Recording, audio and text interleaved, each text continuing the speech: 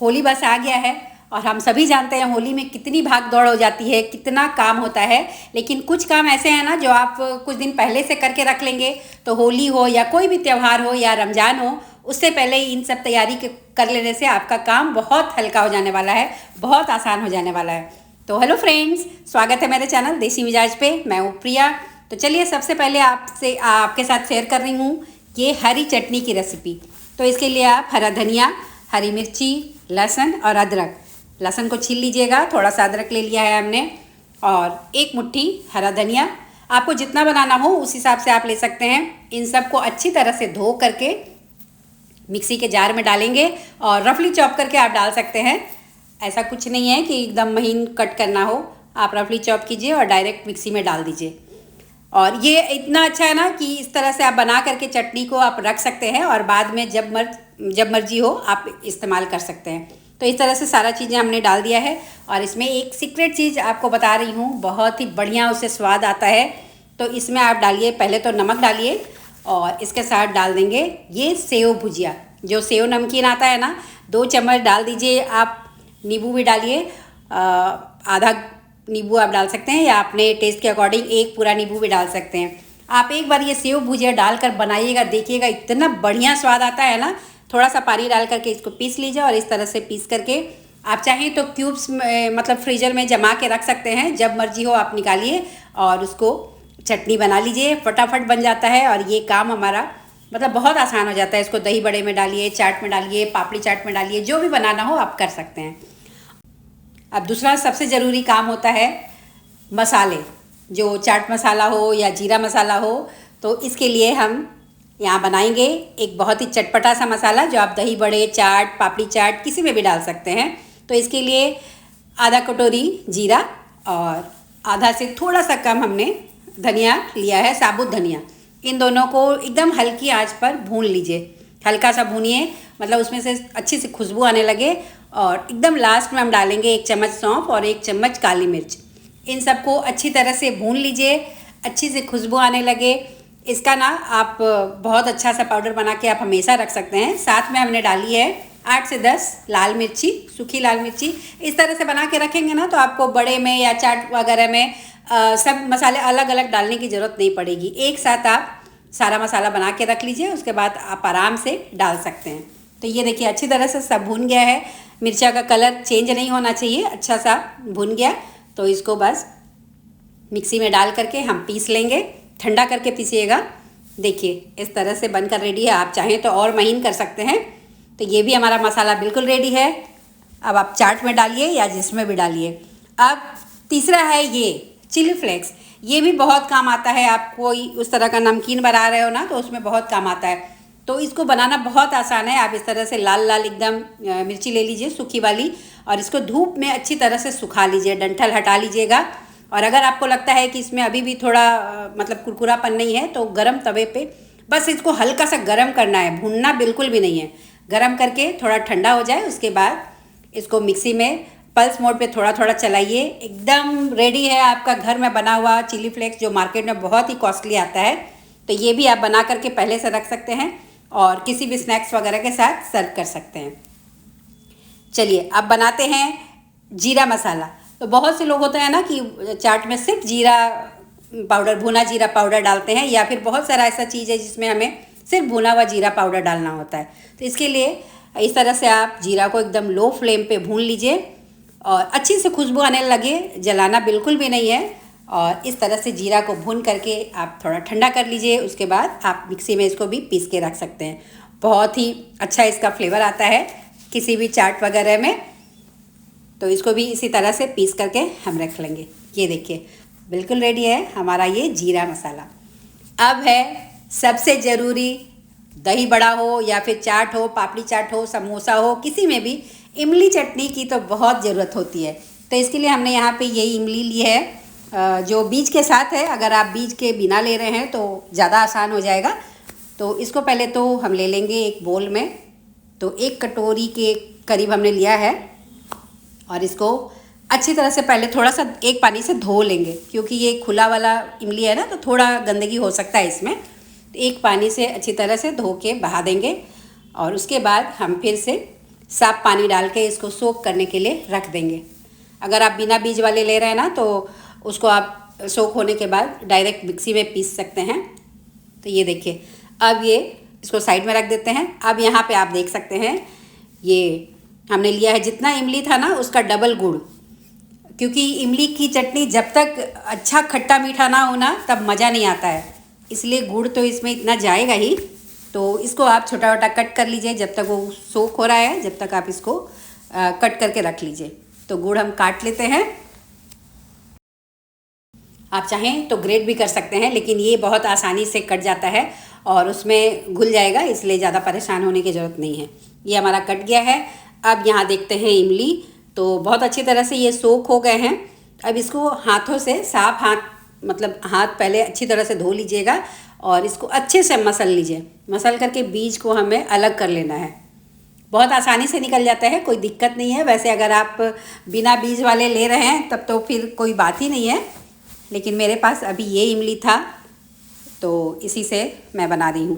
तो इस तरह से आप देख सकते हैं इसका जो भी रेसा वगैरह है ना, बीज तो हमने निकाल लिया है, रेसा वगैरह है तो उसको हम इस तरह का मोटी आप कोई जाली ले लीजिए, छन्नी ले लीजिए। पतला महीन छन्नी से ये छनेगा नहीं, थोड़ा मोटी वाली छन्नी लीजिएगा जिसमें मोटी छेद हो, और इसमें से हम पल्प को निकाल लेंगे। और अगर आप इस तरह का नहीं ले रहे हैं तो आप उसको सीधे इस तरह छान लीजिए पहले, और उसके बाद आप मिक्सी में चला सकते हैं या मिक्सी में चलाने के बाद भी छान सकते हैं। तो ये देखिए अच्छे से इसका पल्प निकल रहा है, गाढ़ा बिल्कुल पल्प इसका आराम से निकल जाता है। तो थोड़ा सा मसल कर निकाल लेंगे हम। ये देखिए अच्छी तरह से पल्प निकल गया है। अब ये नहीं निकल रहा है तो इसमें थोड़ा और हम पानी डाल करके फिर से हाथों से मसल करके निकाल लेंगे। आप चाहें तो दूसरे बर्तन में भी डाल करके और मसल सकते हैं, लेकिन यहीं पे हो जाएगा। थोड़ा सा इसमें हम फिर से और पानी डाल देंगे और फिर से हाथों से उसी तरह से मसल कर निकाल लेंगे, ताकि इसका जो सारा रेसा है, ऊपर का इमली का छिलका वगैरह सब निकल जाएगा। ये देखिए सारा निकल गया है, और जो थोड़े मुलायम वाले एकदम सॉफ्ट वाले इसका पल्प है ना, उसको भी हमने उसी में डाल दिया है। ये देखिए, अगर आप बिना बीज वाले लेते हैं तो वो तो पिस जाता है, लेकिन इसमें थोड़ा बहुत रह जाता है। तो इस तरह से हमने बिल्कुल इसको अच्छे से निचोड़ लिया है। अब इसको फेंकिएगा नहीं, ये ना आपके पीतल तांबे के बर्तन साफ़ करने का बहुत अच्छा मतलब काम आएगा। तो यहाँ हमारा पल्प रेडी है, तो चलिए इसको पकाते हैं। तो सबसे पहले तो आपको बता दूँ कि इसको आप हमेशा स्टील के बर्तन में बनाइएगा। पित्तल कढ़ाई या लोहे की कढ़ाई, एल्युमिनियम की कढ़ाई, ये सब यूज मत कीजिएगा, उसमें वो रिएक्ट करता है। तो कढ़ाई हमने रख दिया है स्टील की, उसमें डालेंगे 1 चम्मच तेल, बिल्कुल 1 चम्मच, ज़्यादा तेल की ज़रूरत नहीं है। इसमें वैसे तेल का कुछ है ही नहीं, लेकिन हम यहाँ पे थोड़ा सा जीरा डालेंगे, इसलिए हमने डाला है। तो 1 छोटा चम्मच जीरा, इसकी बहुत अच्छा इसमें फ्लेवर आता है। और थोड़ा सा हींग, बिल्कुल चुटकी भर हमने हींग डाला है। थोड़ा जीरा भुन जाए तो हम डाल देंगे ये इमली का पल्प। सारा पल्प हमने डाल दिया है और फ्लेम को हाई पे ही रख करके इसको पकाएंगे। तो जब इसमें अच्छे से बॉईल आ जाए, आप देख सकते हैं अच्छा बॉईल आ गया है, तब हम यहीं पे डाल देंगे गुड़। जो हमने कट करके रखा है ना गुड़, उसको सारा यहीं पे डाल देंगे। और जब गुड़ डाल रहे हो ना, तब थोड़ा आप चलाने पे ध्यान रखिएगा, क्योंकि गुड़ है तो नीचे लग सकता है, इसलिए इस बात का आप ध्यान रखिएगा। जब अच्छी तरह से गुड़ के साथ ये थोड़ा पक जाए, मतलब गुड़ अच्छे से मेल्ट हो जाए, तब हम डालेंगे इसमें, मतलब अच्छा सा स्वाद लाने के लिए, चटपटा स्वाद लाने के लिए पहले तो सादा नमक 1 छोटा चम्मच और 1 छोटा चम्मच ही काला नमक, ये ज़रूर डालिएगा। इसके बिना तो चटनी में मज़ा ही नहीं आएगा। यहाँ पे गुड़ मेल्ट हुआ ना, तो उसमें से इस तरह का कोई रेसा निकला है, जिसको हम हटा लेते हैं। गुड़ में हो सकता है थोड़ा बहुत। और इसी के साथ हमने यहाँ पे 1 चम्मच लाल मिर्ची पाउडर डाला है। आप चाहें तो कश्मीरी मिर्च भी डाल सकते हैं, वैसे मेरे को तो चटपटा चाहिए तो हमने डाला है आधा चम्मच काली मिर्च पाउडर, और 1 चम्मच, बड़ा चम्मच हमने डाला है भुना जीरा पाउडर। इन सबको डालकर जो इसमें स्वाद आता है ना, एकदम मतलब मस्त लगता है। और सबसे ज़रूरी सौंठ पाउडर, यानी ड्राई जिंजर पाउडर, ये भी 1 चम्मच लगभग डाल सकते हैं, छोटा 1 चम्मच। और अच्छी तरह से इसको पका लेंगे जब तक हमारा ये चटनी अच्छा गाढ़ा ना हो जाए। और ये जो झाग आ रहा है ना, आप इसको निकाल सकते हैं। अच्छी तरह से इसको पकने देंगे, थोड़ा सा गाढ़ापन इसमें आना चाहिए। वैसे तो आपके ऊपर है, आप पतली चटनी रखना चाहते हैं तो पतली भी रख सकते हैं, गाढ़ी चाहिए तो बिल्कुल ऐसा परफेक्ट है। तो ये देखिए, बस थोड़ा सा और हम इसको पकने देते हैं और ये अब बिल्कुल रेडी है। आप रंग भी देख सकते हैं, क्या मस्त रंग दिख रहा है इसमें। तो बस गैस को ऑफ कर देंगे और ये जो झाग आ रहा है ना, इसको आप निकाल लीजिए। तो इसको हम साइड पहले करते हैं और झाग को निकाल लेते हैं। ये देखिए, अच्छी तरह से इसको निकाल लीजिए।